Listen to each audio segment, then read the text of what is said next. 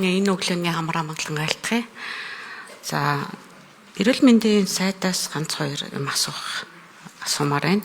За хүний хөгжлийн бас нэг хамгийн том үзүүлэлт бол эрүүл мэнд. За үүндээ бол нийтийн эрүүл мэнд хорж байгаа. За эрүүл мэндийн хүний хөгжлийн үзүүлэлтээр эрүүл зөв амьдрах хэв маягийг дэмжинэ гэсэн нэлээд том зорилт орж. За үүнд хүн амын биеийн бэлтрийн хөгжлийн түвшин нэмэгдүүлнэ. За хүн амын биеийн бэлтрийн хөгжлийн түвшинг 76.2 байгаа тэрийг 81 болгоно гэсэн байна.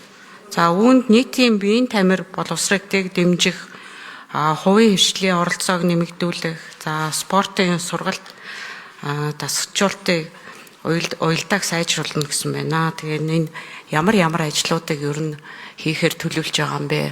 За хоёрдугаарт аялал жуулчлалын чиглэлээр бас асуумаар байна. Ер нь олон жил зам дагуух нийтийн үйлчилгээний газар байгуулах, за үүндээ нөгөө боловсон 0-той болох гэдэг асуудлыг одоо олон жил ярьж байна. Бараг 20 жил.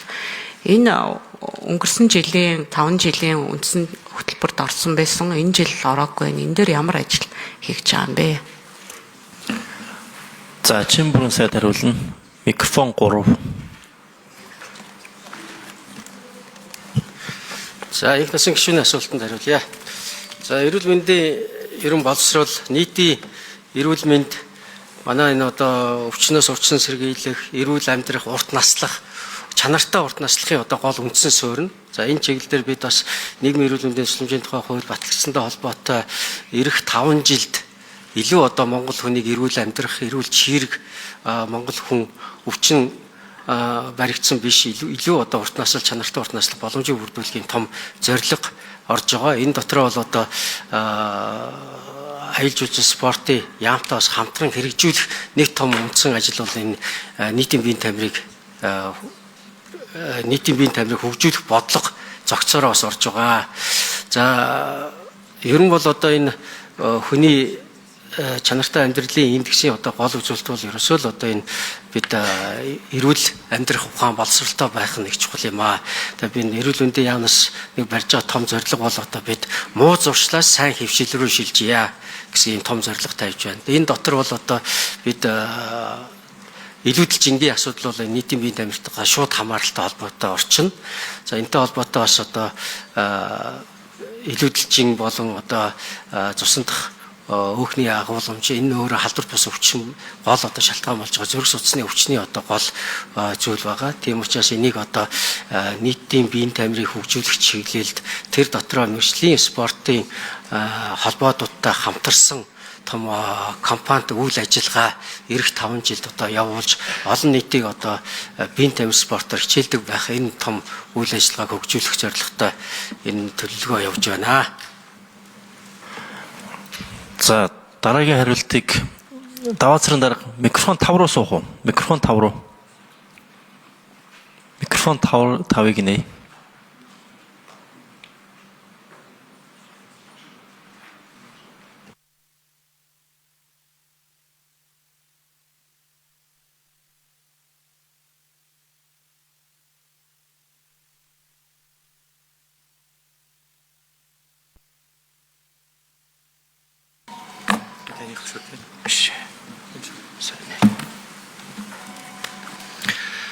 За та хүнд өглөөний мэнд хүргэе. Тэгэхээр 5 жилийн үндсэн чиглэлд аялал жуулчлалын хөгжлийн индексийг дээшлүүлэхтэй холбоотой зорилт туссан, арга хэмжээ туссан. За энэ хүрээнд бид энэ аялал жуулчлалын байгууллагуудын дэд бүтцийн хангамжийг сайжруулах чиглэлээр ажлууд төлөвлөсөн. За засгийн газар энэ аялал жуулчлалын салбарын оролцогчдод хөнгөлөлтөө зээлийг олгож байгаа. Энэ зээлийн нэг шалгуур бол орон нутагт барьж байгуулж байгаа барилга байгууламж, за бусад энэ аялал жуулчдыг хүлээж авах байгууламж дээр энэ нойлын асуудлыг бол тусгай шалгуур болгож тавьж байгаа. Өөрөөр хэлбэл орчин үеийн шаардлагад нийцсэн нойлтой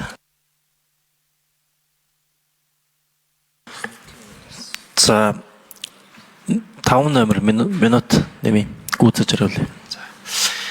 Бусад үйлчилгээг хангах ийм одоо бүтээн байгуулалтыг дэмжих ийм бодлого хэрэгжүүлж байгаа.